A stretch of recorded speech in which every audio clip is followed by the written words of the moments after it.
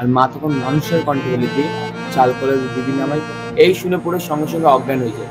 আর এই ঢোকার লাইনটা দেখো একবার, এখানে কিন্তু প্রতিদিনই এরকম লাইন পড়ে। এই দেখতে পাচ্ছ পাশেই আমার অরেঞ্জ লাইন মেট্রো। এখানে আসলেই একটু আগে তোমাদের যে ফুটেজটা দেখালাম ওখানে ডালা কিনলাম 51 টাকার। এই হচ্ছে ডালা, বেশ বেশ ভালো, অল্প অল্প অল্প।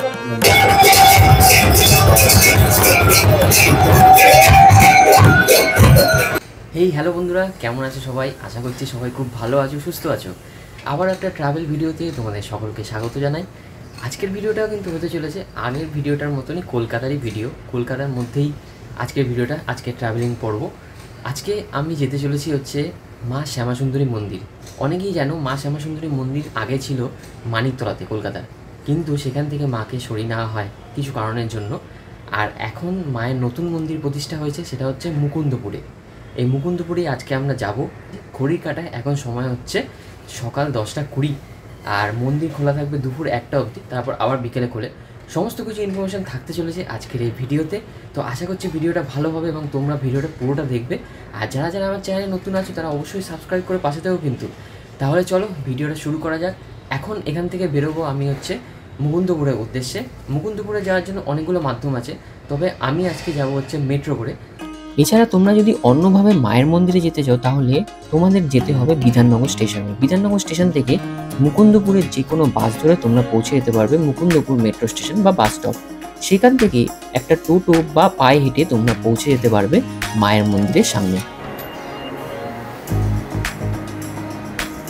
তো বন্ধুরা, আমরা এখন এসে পৌঁছালাম হচ্ছে কবি সুভাষে। টিকিট কেটে নিয়েছি মুকুন্দপুরে যাওয়ার জন্য। মুকুন্দপুরে যাওয়ার জন্য কবি সুভাষ থেকে 10 টাকা পড়ছে অরেঞ্জ লাইন মেট্রোতে।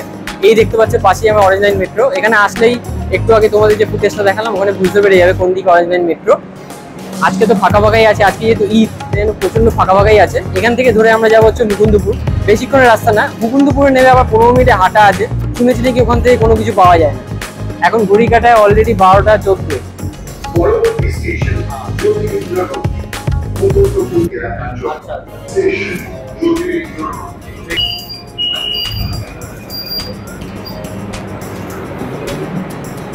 এই আমি এসে পৌঁছালাম হচ্ছে জ্যোতিরিন্দ্রনাথ নন্দী, মানে মুকুন্দপুর এরিয়ার জন্য স্টেশনের নাম হচ্ছে জ্যোতিরিন্দ্রনাথ নন্দী। এই স্টেশনে এসে আমরা এখন পৌঁছালাম। এখন বাজে দুপুর 12:20। 1টায় মন্দির বন্ধ হয়ে যায় শুনেছি। যত তাড়াতাড়ি সম্ভব যেতে হবে। আর বাইরে বিশাল রোদ। আর এই টুপিটা আমি কিনেছি আমার চ্যানেলের লোগো দিয়ে। কেমন হয়েছে অবশ্যই জানিও। লেখা আছে এক্সপ্লোর উইথ অরূপ, দেখতেই পাচ্ছ। কেমন হয়েছে অবশ্যই জানিও। তো এই দেখতে পাচ্ছ আমরা মেট্রো থেকে নামলাম। আর মেট্রো থেকে নামার ঠিক পাশেই রয়েছে এখান থেকে টোটো, অটো পেয়ে যাবে। আমরা টোটোতে করে যাচ্ছি, যাবো হচ্ছে একদম শ্যামাসুন্দরী মায়ের মন্দিরের ওখানেই। আমাদের কাছ থেকে দুজনের টোটাল নিচ্ছে 50 টাকা। তো চলো যাওয়া যাক। এই টোটোতে উঠে বসলাম। এখন আমরা যাচ্ছি হচ্ছে শ্যামাসুন্দরী মায়ের মন্দির। এখান থেকে টোটোতে করে আমাদের একদম মন্দির প্রাঙ্গণে যেতে সময় লাগবে 10 মিনিট, যেটা আমাদের দাদা বললো। আর হেঁটেও যাওয়া যায় এখান থেকে। হেঁটে গেলে তাও ধরে রাখো 20-25 মিনিট মতো সময় লাগবে। আসার সময় আমরা চেষ্টা করবো হেঁটে আসার, তাহলে তোমাদের এক্সাক্ট টাইমটা বলতে পারবো।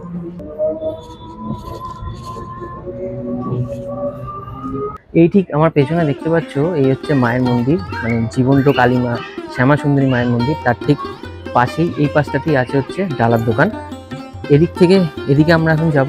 গিয়ে এসছি যখন মন্দিরে একটু পুজো তো দেবো মাকে, তো সেই জন্য এখান থেকে ডালা কিনবো আমরা। ডালা কিনে তারপরে ভেতরে ঢুকবো। তো চলো ডালার এখানে দেখাই কেমন কি ব্যবস্থা আছে। এই যে সামনে দেখতে পাচ্ছ এই হচ্ছে তোমার ফুল ডালা। এখানে কিন্তু এই একটা দোকান আছে আর ওইদিকে আর একটা দোকান আছে। এই হচ্ছে ডালা, ফুল, সমস্ত কিছু আছে না এখানে ব্যবস্থা। 51 টাকাও হচ্ছে আপনার 140 টাকা, 180 টাকা, যেরকম যেরকম মানুষ চায়। 51 টাকা থেকে শুরু হচ্ছে। হ্যাঁ হ্যাঁ তারপর যেমন খুশি হ্যাঁ, যেরকম বানিয়ে দেবে আর কি, তাই তো? হ্যাঁ, মানে এখানে তোমার রেডি করা থাকছে না, তুমি আসলে বানিয়ে দেবে। বানিয়ে দিচ্ছে। ঠিক আছে। আমরা একজনই পুজো দিচ্ছি, ওকে পুজো দিতে বললাম। ডালা কিনলাম 51 টাকার। এই হচ্ছে ডালা, এখন যাব পুজো দিতে। দক্ষিণ কলকাতার মুকুন্দপুর এলাকার এই জায়গাতেই মা আপাতত বিরাজমান রয়েছেন। বলা হচ্ছে খুব তাড়াতাড়ি অনেক বড় করে মায়ের মন্দির প্রতিষ্ঠা করা হবে। মায়ের মন্দিরের বাইরের দরজাটা দিয়ে ঢুকলেই দেখা যাবে প্রথম ভাগেই রয়েছে বাবা ভোলানাথ, মানে শিবলিঙ্গ, এবং একটু এগোলেই দেখতে পাবে নরসিংহ মূর্তিও। তার ঠিক সামনেই রয়েছে মায়ের দরবারে ঢোকার গেট। বন্ধুরা, আমরা এখন এসে পৌঁছলাম হচ্ছে জীবন্ত কালী মায়ের মন্দির, এই যে শ্যামাসুন্দরী মায়ের মন্দির। আর এই ঢোকার লাইনটা দেখো একবার, এখানে কিন্তু প্রতিদিনই এরকম লাইন পড়ে, মানে জাস্ট নতুন খুলেছে, আগে তো মানিকতলাতে ছিল, এখন এখানে খুলেছে, আমি ভিডিওতে দেখেছি, তার জন্য এখানে আসা, অনেকদিন ধরে আসবো বলেই আসলাম। আর এখানে দেখো এই লাইন, এখান দিয়ে আমাদের ঢুকতে হবে লাইন দিয়ে ভেতরে মায়ের মূর্তি আছে, মায়ের মূর্তি দর্শন করবো, সরই পুজোও দেবে ওখানে। তো এখন এই লাইনে দাঁড়িয়ে আছে, এখানে কিন্তু প্রত্যেকদিন এরকম লাইন হয়, আর সন্ধ্যাবেলা আরও বেশি হয় লাইনটা। মা কালী এখানে পূজিত হয় ছোট্ট মেয়ে রূপে, তাই এখানে অম্বুবাচী পালিত হয় না, সাথে বলিরও কোনো রীতি নেই, এমনকি পুরোপুরি নিষিদ্ধ রয়েছে মাছ ও মাংস।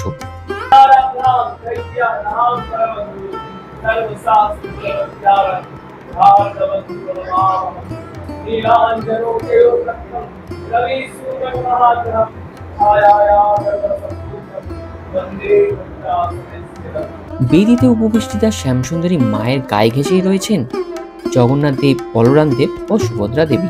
তাদের এখানে সন্তান ও পাহারাদার রূপে দেখানো হয়েছে। এছাড়া রয়েছেন আরো অন্যান্য দেবদেবীরাও।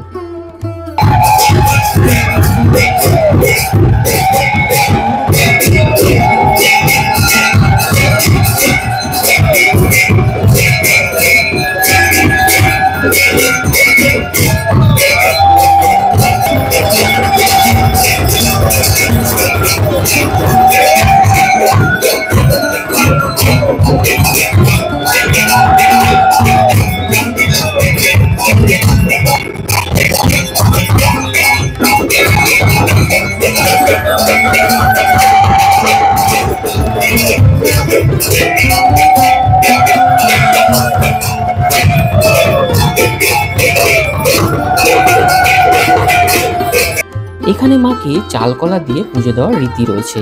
দূর দূরান্ত থেকে প্রচুর ভক্তরা ছুটে আসেন মাকে একটিবার দর্শন করার জন্য।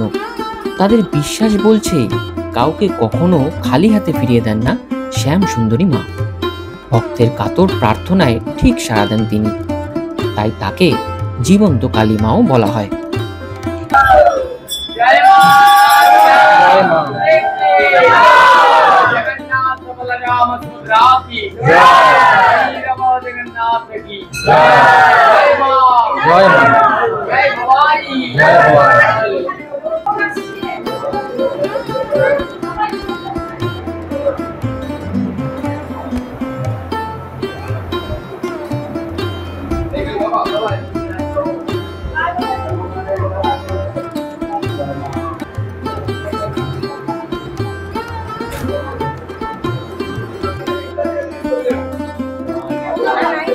তো আমাদের তো পুজো দেওয়া কমপ্লিট হলো, পুজো সমস্ত কিছু দেখালাম, আরতি থেকে শুরু করে পুজো যে হচ্ছে মন্ত্রপাঠ সমস্ত কিছু তোমাদেরকে দেখিয়েছি এই ভিডিওতে।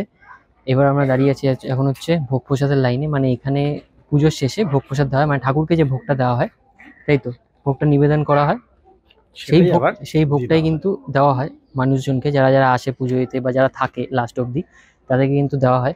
আর ভেতরে আরতিও হয়, সন্ধ্যেবেলা সকালবেলা দুটো টাইমে কিন্তু আরতি করা হয়। আর এই হচ্ছে দেখো লাইন, মানে যেখানেই আজকে দেখছি সেখানেই কিন্তু লাইন, মানে পুজো দেওয়া থেকে শুরু করে ভোগ প্রসাদ দেওয়া থেকে শুরু করে পরপর কিন্তু ভালোই লাইন পড়েছে। হ্যাঁ, বড়কে দিয়ে দিয়ে অভ্যাস তো। হ্যাঁ বেশ বেশ অল্প অল্প অল্প বেশ বেশ এতটাই খারাপ লাগছে বড় বড় শালপাতায় ঠিক দিয়ে, আছে। আর এখন ছোট ছোট বাটি হয়ে প্রসাদ গেছে। যে কোনো জায়গাতেই দেবেন সেটাই।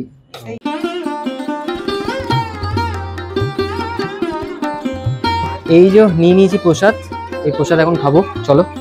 আচ্ছা আমরা পেয়ে গেছি এই মন্দিরে, তুমি পূজারি তো, এই পূজারি ভাইকে পেয়ে গেছি আমরা। তো একটু বলো এই মন্দিরের সম্বন্ধে, মানে মায়ের সম্বন্ধে, এখানে মায়ের যে গল্পটা রয়েছে একটু সংক্ষেপে বলো। হ্যাঁ হ্যাঁ, মাকে তো আপনারা শুনেছেনই, মাকে কলকাতার জীবন্ত কালী বলা হয়। প্রথমেই একটা কথা বলবো, মা নিজের মন্দির নিজেই জোগাড় করছেন, এর থেকে বড় প্রমাণ কিছু নেই, মা যে সত্যি আছেন। মায়ের একটি ঘটনা ঘটেছিল, তাই এখানে সকল ভক্ত আমাকে চাল কোলে দিয়ে পুজো দেয়। মায়ের পুরোহিত মহালয়ার পুণ্যলগ্নে মায়ের জন্য বাজার করতে গেছে। এবার বাজার করতে গিয়ে হঠাৎ দেখেন একটা ছোট্ট 5 বছরের বাচ্চা মেয়ে মুখে কালি মেখে পুরো মা কালীর সেজে ভিক্ষা চাইছে সবার কাছে। ওই মতন সবার কাছে ভিক্ষা চেয়ে বলছে কিছু টাকা দাও না, আমি 2 দিন ধরে কিছু খাইনি, আমি চাল কলা কিনে খাবো। তো ইতিমধ্যে সবার কাছে এই কথা বলে ভিক্ষা চাইছে। আমাদের যিনি পুরোহিত ছিলেন তার কাছে এই কথা বলে ভিক্ষা চাই। পুরোহিত তখন তাকে ধাক্কা মেরে ফেলে দেয়, ফেলে দিয়ে বলে যা কাজ করে খা। বাচ্চা মেয়েটিও তখন গা ঝাড়া দিয়ে বলে আমি যদি কাজই পেতাম তো তোর কাছে ভিক্ষা যেতে আসতাম। এই শুনে বাচ্চা মেয়েটিও চলে যায়, আমাদের যিনি পুরো ছিলেন উনিও চলে যায়। আমাদের প্রতিটা অমাবস্যা অন্ধকারে পুজো হয়, কোনো রকম মানে লাইট ইত্যাদি জ্বলে না, কেবল ঘিয়ের প্রদীপ জ্বলে। তো ওই দিন মহালয়ের অমাবস্যা অন্ধকারে পুজো হচ্ছে। এবার অন্ধকারে পুজো করতে করতে পুরোহিতের হঠাৎ মন বলে যেন মাকে দেখতে পাচ্ছি না, কিন্তু পুরোহিতের মন আবার বলছে যে মা তো কালো, তাই হয়তো মাকে দেখতে পাচ্ছি না। তাই পুরোহিত ঘিয়ের প্রদীপ নিয়ে মায়ের মুখের সামনে যায়, দেখে সত্যিই মানে। আর মায়ের নিচে নিয়ে শিব ঠাকুর বাবা, উনিও পুরো মৃত মানুষের মতন শুয়ে আছে। এই দেখে পুরোহিত থমকে যায়। থমকে এবার কিছুক্ষণ পরেই পুরোহিতের পেছন দিয়ে ছুম ছুম করে নুপুরের আওয়াজ হয়, আর ধাপ করে শিবের বুকের উপরে একজনের ডান পড়ে। আর যেই বাচ্চা মেয়েটাকে ধাক্কা মেরে ফেলে দিয়েছিল সেই বাচ্চা মেয়ের মুখ ওই অন্ধকার থেকে বেরিয়েছে। আর মা তখন মানুষের কণ্ঠে বলে দে চাল কলে দিবি নামাই। এই শুনে পুরো সঙ্গে সঙ্গে অজ্ঞান হয়ে যায়। এবার অজ্ঞান অবস্থায় মা ওনাকে মনে মনে বোঝাচ্ছেন আমি শুধু বড় লোকের মা নই রে, আমি গরিবের মা। তাই এবার থেকে মাকে যারা যারা চাল কলে দিয়ে পুজো দেয় মা তাদের প্রত্যেকের মনের বাসনা পূর্ণ করেন। তাই আপনাদেরকে একটাই কথা বলবো, মায়ের কাছে আসেন, মাকে দেখেছেন, তাহলেই বুঝতে পারবেন এখানে কি আছে। পার্মানেন্ট এখানে মন্দির না, মা এখানে আপাতত আছে, মায়ের বিশাল বড় মন্দির।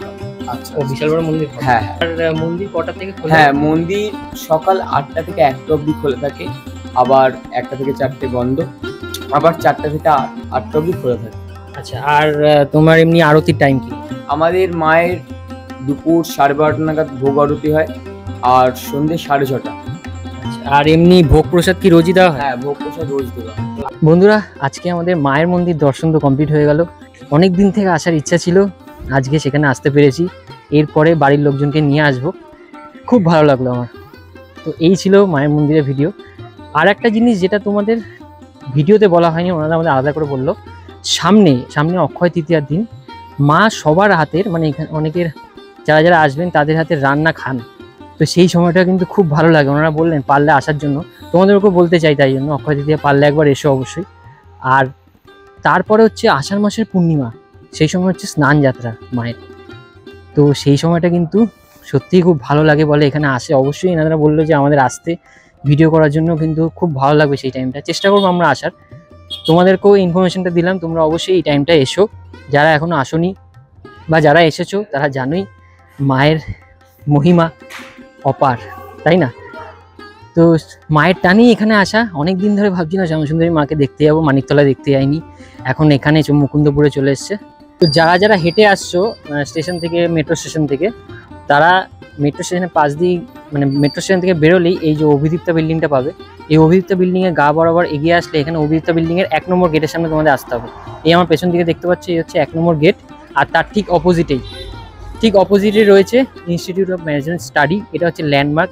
এই গইটা দিয়ে তোমাদের ঢুকে যেতে হবে সোজা, যারা হেঁটে আসছো তাদের জন্য বলছি।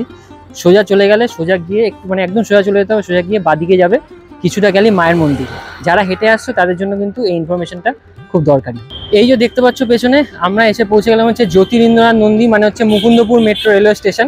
মন্দির থেকে স্টেশন আসতে কিন্তু, মেট্রো স্টেশন আসতে আমাদের মোটামুটি ওই 10 থেকে 15 মিনিটের মধ্যে সময় লেগেছে, বেশিক্ষণ লাগেনি। যাওয়ার সময় টোটো যে কাকু বলেছিল কিছুটা ইনফরমেশন ভুল রয়েছে ওর মধ্যে। আর একটা জিনিস বলে রাখি, টোটোও কিন্তু আমাদের থেকে 20 টাকা নিচ্ছে, কারণ যাতায়াতের যে রাস্তাটা খুবই কম। আমরা রিকোয়েস্ট করলাম যে এত বেশি নিও না, তো সেক্ষেত্রে 20 টাকা করে পার হেড নিয়েছে। তোমরাও যখন যাবে তখনও কিন্তু এইভাবে বার্গেনিং করবে, নাহলে কিন্তু বেশি বেশি টাকা নিয়ে নেবে। তাহলে চলো আজকের ভিডিওটা আমি এখানেই শেষ করি। ভিডিওটা কেমন লাগলো অবশ্যই লাইক, কমেন্ট, শেয়ার করে জানিও। আর অবশ্যই পুরো ভিডিওটা যারা যারা দেখেছো তাদের অসংখ্য ধন্যবাদ। আর যারা নতুন আছে চ্যানেলে, তারা অবশ্যই চ্যানেলটিকে সাবস্ক্রাইব করে পাশে থেকো। দেখা হচ্ছে এরকমই কোনো নতুন ট্রাভেল ভিডিওতে তোমাদের সাথে। ততক্ষণের জন্য সবাই ভালো থেকো, সুস্থ থেকো, টাটা।